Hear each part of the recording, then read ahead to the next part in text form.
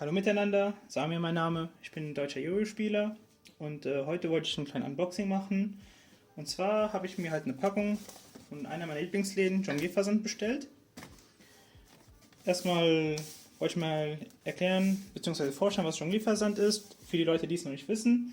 Jonglierversand ist halt ein Shop, bei dem ihr halt alles, was an Jonglier-Equipment halt zu tun hat, bestellen.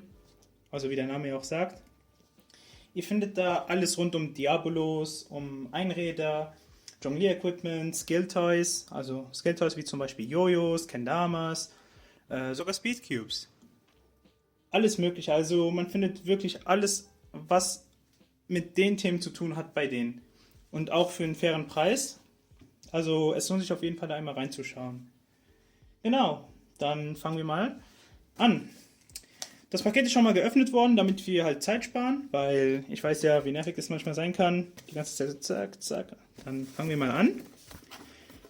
Hier ist mal die Rechnung, die legen wir mal zur Seite. Genau. Als allererstes findet man hier die tolle Visitenkarte, jonglierversand.de. Hier alle Kontaktdaten. Hier nochmal die Social Medias, Facebook, Instagram und YouTube.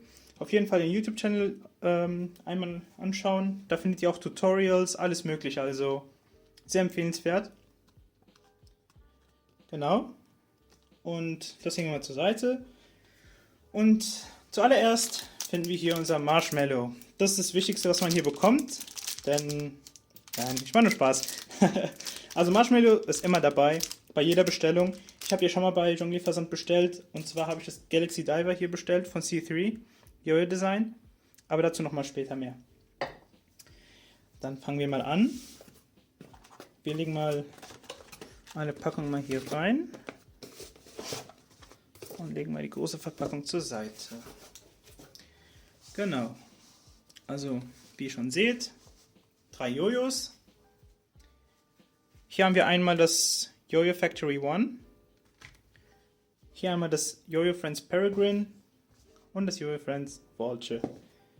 Dann legen wir die zwei zur Seite und schauen uns erstmal das Jojo Factory One an. Kleine, schöne Verpackung, wie man sieht. Ganz normal, simpel gehalten. Wenn man aufmacht, findet man hier schon eine Anleitung, eine Schnur. Ein Kugellager, wie man sieht. Dazu nochmal mehr. Und das Jojo selbst. Also kleine Erklärung, warum es eine Kugellager gibt. Und zwar geht es darum, dass das Jojo Factory One halt einen schmalen Kugellager hat. Das ist gut für Anfänger. Das wird halt als Responsive Jojo bezeichnet. Also ein Jojo, was durch Zucken wieder zurück in die Hand kommt. Und dann hat man nochmal hier den breiten Kugellager, was halt für fortgeschrittene Tricks hilft. Fokussieren wir mal, geht es? Na?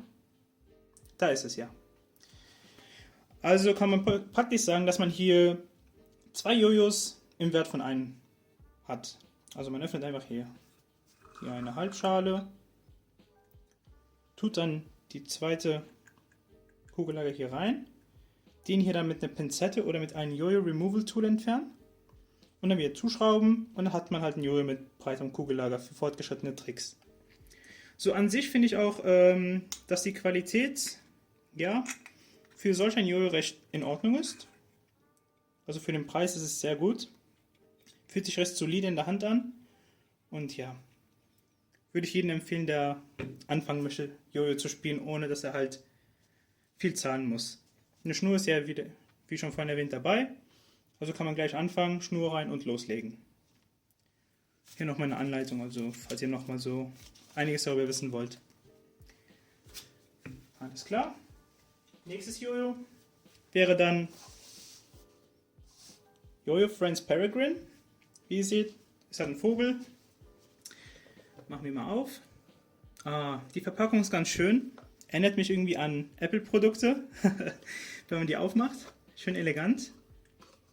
Und ist auch recht massiv, muss ich sagen. Also für eine Jojo-Packung recht massiv. Hier einen schönen Sticker mit dem Logo, Peregrine. Und das Jojo selbst, wie man sieht. Hier schön den Stoff gehabt, nebenan. Also finde ich ganz gut, dass das Jojo sich nicht bewegt. Da bleibt das Jojo auch schön sicher dran. Ich habe mich hier für die Farbe Galaxy Blau entschieden. Es heißt offiziell nicht so, aber ich meine, ihr seht ja, was ich meine. Es erinnert mich einfach so an eine Galaxie hier.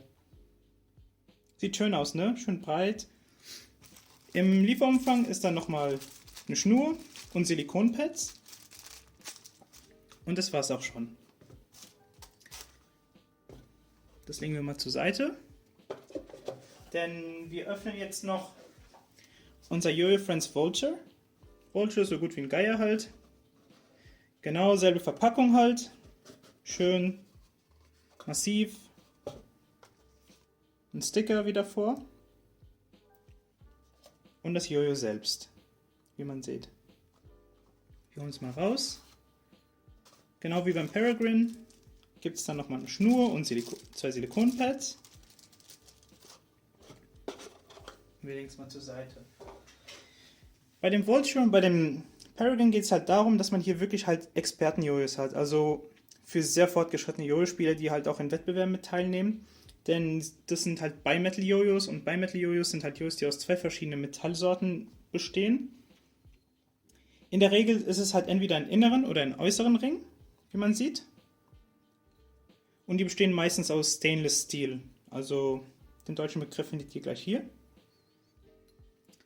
Und an sich, also so für den ersten Blick würde ich mal sagen, dass das recht schöne Jojos sind, schön breit. Zum Vergleich habe ich mal hier den Galaxy Diver von C3. Einer meiner Top-Favoriten. Mit denen spiele ich halt fast jeden Tag.